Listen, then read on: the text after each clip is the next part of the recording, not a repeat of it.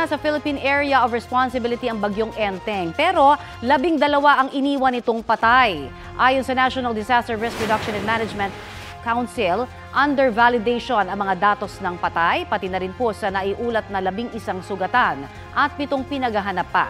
Wala pang datos sa kabuang halaga ng pinsala sa infrastructure at sa agrikultura dahil po sa bagsik ng bagyong Enteng. Kapuso, para sa mga maiinit na balita, mag-subscribe sa GMA Integrated News sa YouTube. Sa mga kapuso naman abroad, subaybayan nyo kami sa GMA Pinoy TV at sa www.gmanews.tv.